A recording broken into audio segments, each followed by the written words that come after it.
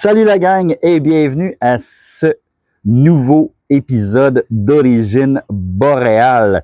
Et oui, la 19e épisode. Ça fait longtemps que je n'ai pas fait de nouvel épisode, donc voici le nouveau.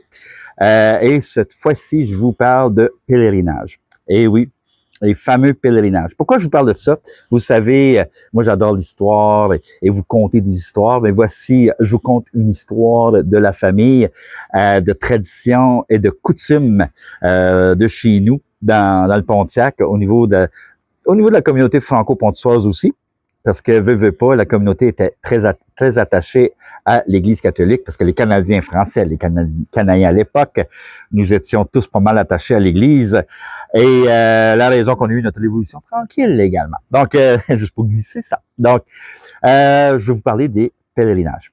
Moi, chez nous, ça faisait partie de la normalité. Il y a une fois par année, ou pas tout le temps, là, mais ça venait dans les conversations de la famille que quelqu'un s'en allait en pèlerinage ou il revenait d'un pèlerinage. Okay? Donc, la plupart de ces gens-là dans ma famille, c'était des grandes tantes. Et oui, à une certaine époque, c'était très, très, très populaire. Voici une photo d'être là. Et puis ça, c'est une photo de Notre-Dame-du-Cap, donc à Trois-Rivières. Donc, il y a 3 places où on faisait de grands pèlerinages. Il y en a d'autres places au Québec, mais ces 3 chefs-lieux-là, les lieux saints du Québec, c'est l'Oratoire Saint-Joseph, à Notre-Dame-du-Cap et Sainte-Anne-de-Beaupré, excusez. Donc, c'est les 3 grands chefs-lieux de pèlerinage où les gens allaient. Et ils vont encore, hein. Il y a encore des gens qui font les pèlerinages, mais c'est pas aussi achalandé, disons. Donc, à l'époque, c'était très, très populaire d'aller faire les pèlerinages.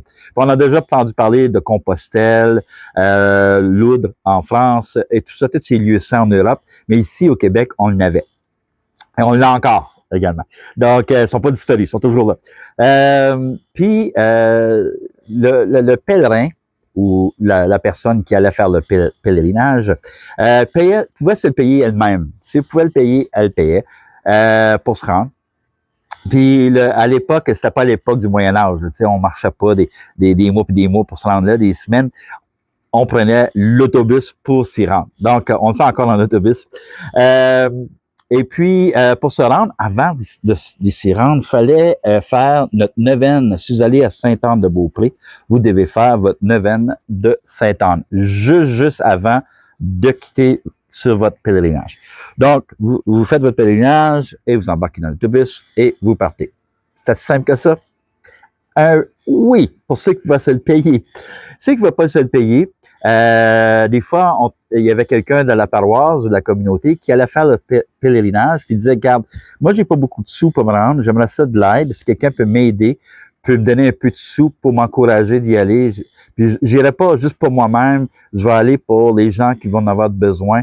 Fait que ceux et celles qui veulent que je prie pour eux autres, ou quelqu'un qui est malade, ou peu importe la raison, si vous pouvez me donner un peu de sous, je vais le faire pour vous autres rendus à Sainte-Anne-de-Beaupré.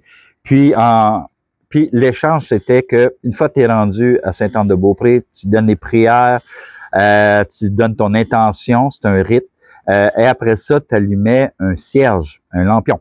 Donc, pour chaque prière, pour chaque personne, tu allumais un cierge. Et puis, tu donnais une dîme. Aussi, qu'est-ce qu'on faisait? On revenait avec... moi, j'appelle pas ça des souvenirs, mais c'est pour marquer que le pèlerinage avait été fait à leur nom. Et on ramenait ces gens-là des petites médailles. Ici, c'est l'Oratoire Saint-Joseph, ça vient de l'Oratoire Saint-Joseph. Il y a aussi Notre-Dame-du-Cap, ici. J'en ai un autre qui, je sais, c'est tout petit, est ancienne. Ça vient de Sainte-Anne-de-Beaupré. Ah, viens ici. Elle est vraiment là, fatiguée. Et voilà. Fait que, on revenait avec ça et on redonnait aux personnes qui nous avaient aidé à financer notre voyage de pèlerinage et qu'on avait fait la prière, qu'on avait fait leur vœu là-bas sur les lieux de communion, un lieu saint. Donc, en échange de que Dieu, que Jésus entende notre prière et qu'il vienne dans leur aide. Donc, il y a plein d'histoires de miracles et tout ça, là, de guérison. Mais c'est un peu ça, là, la raison. Et on revenait aussi avec des cartes pieuses. Ici, j'ai une carte pieuse qui vient de Sainte-Anne-de-Beaupré. Fait que, souvent, en allumant une cierge, on donnait une dîme au nom de la personne qu'on faisait le pèlerinage et on revenait puis on donnait ça aux gens qui ont supporté leur pèlerinage. Donc, derrière ça, il y a une petite carte de prière et une petite méditation qui allait avec ça. Ici, j'ai Notre-Dame-du-Cap, une carte de Notre-Dame-du-Cap, la même chose. Donc, c'était la tradition. Aussi, on revenait avec des affligies, j'espère que je dis comme il faut, des petites statuettes comme ça. Ça vient de Notre-Dame-du-Cap. Donc, on revenait avec ces choses-là, on redonnait aux gens qui nous avaient fait un don ou nous avaient donné un support pour faire, je dis on, là, mais en tant que société, comme collectivité, c'est pour ça que je dis ça. Mais c'est ça, c'est la pratique au Québec qu'on faisait. Et aussi, on rapportait ceci. Et oui, c'est une petite bouteille en plastique. Et puis, si tu avais un petit peu plus de sous, tu pouvais les acheter en verre. Puis on ramenait de l'eau bénite ou de l'eau de source de Sainte-Anne-de-Beaupré, source miraculeuse. Ou ailleurs, c'était un bassin d'eau bénite, qu'on remplissait, puis on rapportait aux gens de la paroisse, de la communauté ou dans la famille, de la parenté. Puis surtout, on rapportait ça aux gens qui étaient malades. Donc, c'était de l'eau bénite, fait qu'ils pouvaient se le toucher, se l'en mettre sur eux autres, faire le signe de croix, puis se mettre l'eau bénite sur leur front, peu importe, sur leur corps, pour demander la grâce de Dieu. Et puis que leur prière soit exaucée. Donc, c'est une tradition qui faisait partie de ma jeunesse. Et puis, oui, j'ai été élevé catholique. Vous avez bien vu ça. Hein? J'ai pas honte de le dire.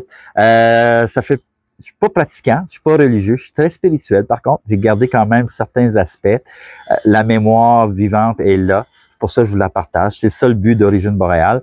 Puis pourquoi je vous parle ça à Origine boréale? Mais ça fait partie de l'histoire du Pontiac. Ça fait partie de l'histoire des Franco-Pontissois et Franco-Pontissoises.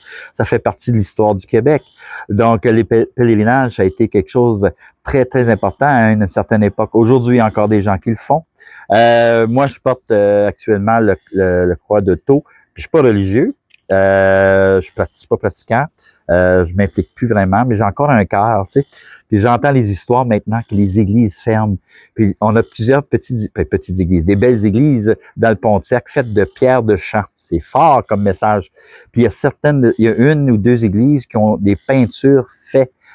C'est une recherche de patrimoine culturel incroyable d'un peintre très renommé qui faisait le tour des églises pour peinturer des scènes religieuses à l'arrière de l'Eucharistie, à l'arrière du tabernacle.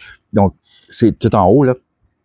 Puis, sont en train de tomber, on est en train de perdre cet héritage-là. Même si on n'est pas religieux, même si on a un goût amer par rapport à la religion, parce que tout ce qui s'est passé avec les scandales, avec le clergé, avec les pensionnats autochtones, c'est quand même des édifices qui ont un lien patrimonial, histoire et identitaire. Pour les Franco-Pontissois, veut pas, ces églises-là a aidé à la colonisation, l'arrivée des Canadiens, des Canadiens français, des francophones, nos ancêtres. Donc, c'est important de le mentionner, de ne pas le perdre, parce que le Pontiac a pas fait beaucoup d'efforts au niveau de sauvegarde du patrimoine franco-pontissois. On en parle très peu. C'est pour la raison que je fais Origine boréale. Parce que je veux parler de cette histoire. Parce que les franco-pontissois, franco-pontissoises sont toujours déracinés. Et puis, j'ai déjà entendu des commentaires et tout ça, puis ça me fait de la peine parce que moi, je suis quatrième et même cinquième génération en Outaouais francophone. Puis franco-pontissois, je suis quatrième génération. Fait que puis je parle toujours français. Fait qu'il y a des familles qui ont vraiment tenu à cœur leur identité. Mes parents, entre autres, mes grands-parents, mes arrière-grands-parents. Puis c'est un choix hein, de vouloir vivre en français, de continuer d'être fier de son identité. Donc, c'est un choix, c'est certain. Mais aussi là-dedans vient l'attachement et l'histoire culturelle et patrimoniale, l'héritage, tout ça, qui font être fiers. Puis c'est important, c'est que c'est ça qui est la base, puis notre langue, notre culture fait la base de notre identité. Donc, il n'y a pas de mal, de bien ou de mal là-dedans, c'est juste un fait. Donc, il y a certaines paroisses à travers le Québec qui ont de la difficulté à survivre, essaient de trouver des façons de maintenir l'ouverture de leur église, de pas les perdre. Et puis, certains diocèses et paroisses ont créé un genre de pèlerinage d'anciennes églises, surtout des églises reliées à l'histoire du territoire. Donc, ils font une tournée, ils font un genre de circuit d'église, de visite d'église. Puis t'es pas obligé d'être religieux parce que là-dedans, il y a plein d'autres animations culturelles et tout ça. Et puis, ça l'aide à financer, maintenir des anciennes églises qui est encore propriété des fabriques. Dans le Pontiac, on n'a pas de fabrique.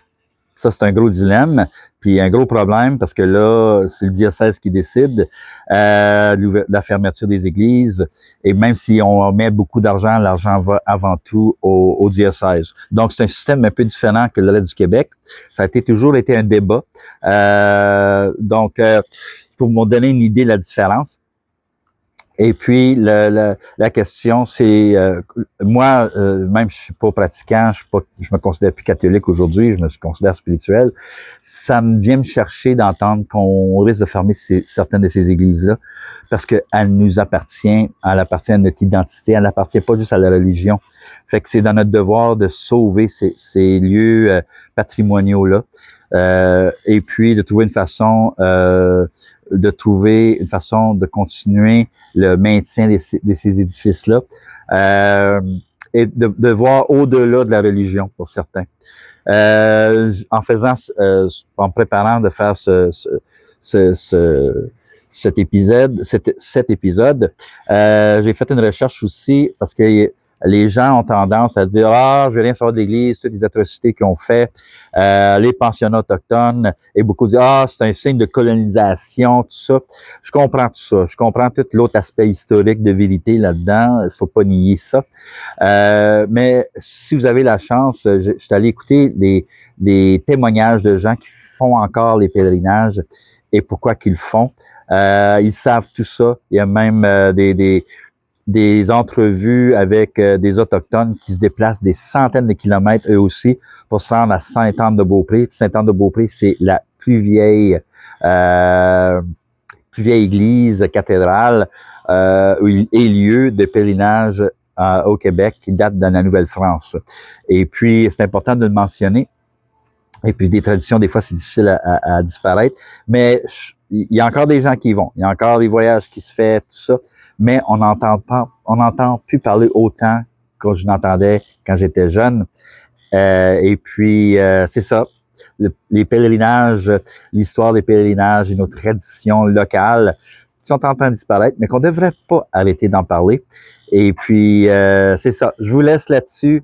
Oh, avant de vous quitter, ma question de réflexion. Avez-vous déjà entendu des gens de votre famille qui ont fait des pèlerinages? Avez-vous fait un pèlerinage? Je connais des gens qui sont allés faire Compostelle. Je veux tellement faire à un moment donné, pas tout le faire, mais aller voir peut-être un jour une partie du pèlerinage de Compostelle. J'ai toujours été intéressé à ce concept-là. Et puis, c'est ça. Donc, je vous laisse là-dessus. Si vous avez aimé ça, vous savez quoi faire, là. Abonnez-vous juste en bas. OK. Salut la gang!